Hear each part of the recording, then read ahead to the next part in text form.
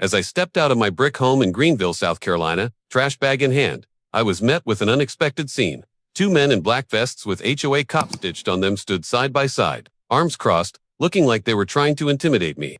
I raised an eyebrow, but continued with my plan to take out the trash. I had noticed these two and their leader, Sandra Bell, the self-appointed HOA president, lurking around my property for days. They were like a bad penny.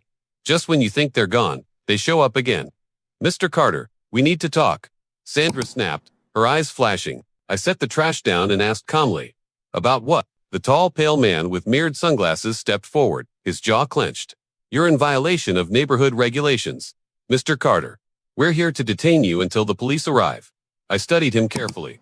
He was built like a beanpole, and his tactical gear looked more cosplay than law enforcement. Same with the other guy. Their stance was rehearsed too, like they'd done this before. The tall man cleared his throat and said, "Do you have a current parking permit displayed on your windshield, Mr. Carter?" I shook my head, smiling. "Nope, here to take out the trash." The shorter man pulled out a crumpled piece of paper from his pocket and read, "You are in violation of the Homeowners Association regulations. Your failure to comply with the neighborhood parking rules and regulations is deemed a violation of the CC&Rs. Please be advised that your vehicle has been cited and you are subject to a fine." He looked up, meeting my gaze.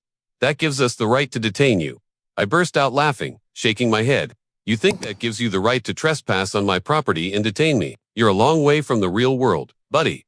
The tall man's face hardened. "Don't play stupid, Carter. We're about to get rough." He took a step closer. "And I don't want to escalate this, but if you don't put your hands behind your back, we're going to have to get physical." He threw his head back, letting out a mocking laugh. "You think you can intimidate me?" I asked. "You think you're Scarface?" "Oh, you're going to regret that," the short man snarled, lunging at me. But I saw it coming. I sidestepped easily, bringing him down hard onto the driveway. Both men gasped. I held up the cheap metal cuffs that the tall man had pulled out earlier. "You're both under arrest," I said, my voice cold. "Federal charges, impersonation of an officer, unlawful restraint, and trespassing." I pulled out my badge and said, "Special Agent Maxwell Carter, FBI." Their faces drained of color. My colleagues, who had been watching from the house across the street, moved in and quickly handcuffed the two. One of them started to protest, but I cut him off. "Anything you say can and will be used against you in a court of law," I said, "and you have the right to remain silent." Sandra stammered, "You called them."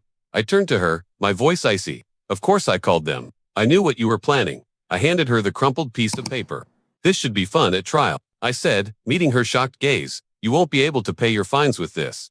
With that, I watched as my colleagues led the two struggling men away. Sandra was left with no choice but to accept the